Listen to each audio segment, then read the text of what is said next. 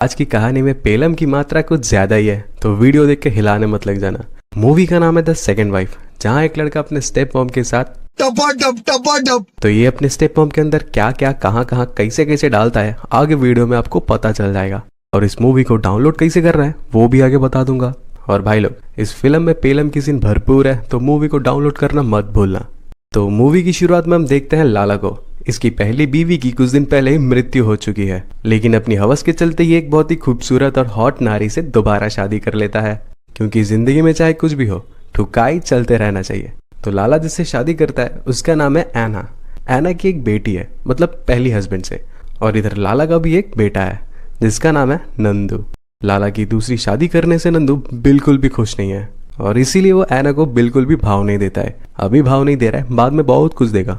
तो अपना लाला पेशे से एक ट्रक ड्राइवर है। ट्रक में करके दारू की स्मगलिंग करता है ये पुष्पा, और छोटे मोटे चोरियां भी करता है। हरामी शादी के दिन भी चोरी करने जाता है, और चोरी करने के बाद घर पे आके एना को दबा के पेलता है। एना के साथ शादी करके लाला बहुत खुश है। खुश काहे नहीं होगा बे? इस उम्र में अगर इतनी हॉट लड़की पेलने को मिले तो लाइफ तो बिना टाटा स्काई के झिंगा लाला हो गया ना बाबा।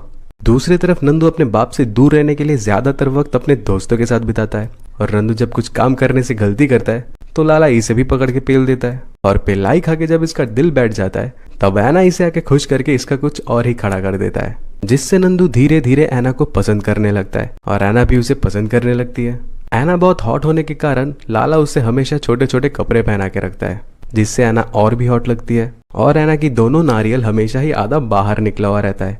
ये देख के नंदू एना की नारियल पीने के लिए उतावला रहता है। फिर एक दिन पूरा गांव पानी से होली खेल रहा था, और नंदू एना के साथ होली खेलते वक्त नंदू के हाथ से एना की नारियल हल्का सा पिचक जाता है, जिससे नंदू को बड़ा मजा आता है और एना को भी बहुत मजा आता है। दूसरी तरफ लाला सोना चोरी करके बेचते वक्त पुलिस के हाथों पकड़ा जाता है, और पुलिस उसे पकड़ के जेल में डाल देता है। तो लाला को बचाने के लिए एना और एना की सिस्टर लाला के दोस्तों के पास जाता है, लेकिन लाला हरामी तो हरामी, उसका दोस्त भोसड़ी वाला महाहरामी। ये लोग एना से कहता है, हम तुम्हारे मदद तो नहीं कर सकते मैडम जी, लेकिन अगर तुम परमिशन दो तो तुम्हारे नारियल पानी जरूर पीना चाहते हैं। ये सुन के एना चुपचाप वहां से चली जाती है।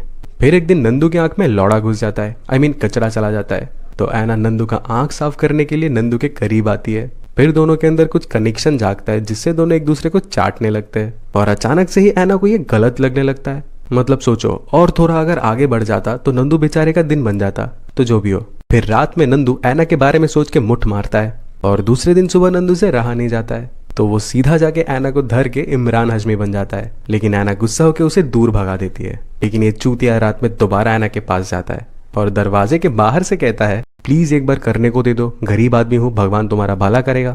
लेकिन एना यहाँ सती सावित्री की तरह बाहर निकल के नंदू से कहती है, तुम भोसड़ी के ये सब क्या कह रहे हो? जब तक तुम्हारा बाप जेल से नहीं लौटता तब तक तुम इस घर से बाहर जाके अपने दोस्तों के साथ गांड मराओ। ये सुन के नंदू घर छोड़ के चला जाता है। फिर एक रात नंदू दारू पी के घर में आता है। दरवाजा बंद होने के कारण खिड़की तोड़ के अंदर घुसता है चूतिया। एना आवाज सुन के बाहर आके देखती है, ये गांडू दोबारा आ गया। तो एना नंदू से कहती है, तुम यहाँ क्यों आए हो? मैंने तो तुमसे कहा था जब तक तुम्हारा बाप जेल से नहीं लौट जाता तुम इस घर पे कदम मत रखना। तो नंदू कहता है, मैं यहाँ अपना कपड़ा बदलने आया हूँ। और ये कह के लोडू एना के सामने ही नंगा होके कपड़े ढूंढने लगता है। तो यहाँ एना नंदू का नीचे की खूबसूरती देख के अपने आप को संभाल नहीं पाती है। फिर दोनों में ही CHUDAI स्टार्ट हो जाता है, जिसके बाद दोनों रोज घर घर खेलते हैं। फिर एक दिन सोफिया नाम की लड़की इन दोनों को बिस्तर गर्म करते वक्त रंगे हाथों पकड़ लेती है। यहाँ नंदू सोफिया को समझाता है कि देख बहन, प्लीज मेरे बाप को मत बताइयो, तूने जो देखा है वो भूल जा, मैं तुझे अपना लॉलीपॉप खिलाऊंगा। ये सुन के सोफिया चुपचाप वहां से चली जाती है। भाई लोग, यहाँ मैं आपसे कह दूं, ये सोफिया ऑलरेडी नंदू से प्यार करती है, लेकिन नंदू सोफिया को बिल्कुल भाव नहीं देता है। दूसरी तरफ एना को नंदू के साथ ये घर घर वाली कहानी गलत लगने लगता है, और दोबारा एना अपने आप को सती सावित्री समझ के अपनी सिस्टर के पास जाके नंदू और उसकी प्रेम कथा के बारे में सब कुछ बता देती है। ये सुन के एना की सिस्टर को आ जाता है गुस्सा, लेकिन अपने गुस्से को काबू में करके एना को समझाती है कि बहन, मेरे अलावा इस बारे में किसी और से मत कहियो, वरना तेरे लौड़े लग जाएंगे। दूसरी तरफ अपना लाला फाइनली जेल से छूटता है, और कसम खाता है दोबारा चोरी या डकैती नहीं करेगा। जेल से छूटने के बाद सोफिया लाला को जाके उसकी बीवी और उसके बेटे के बारे में सब कुछ बता देती है। ये सुन के लाला का फट के फ्लावर हो जाता है, और सीधा घर जाके नंदू के गांड में लात मार के उसे आर्मी में भेज देता है। नंदू के आर्मी में चले जाने के बाद एना उसे बहुत मिस करती है। ना सही से खाना खाती है, ना सही से सोती है, और ना ही सही से लाला को पेलने देती है।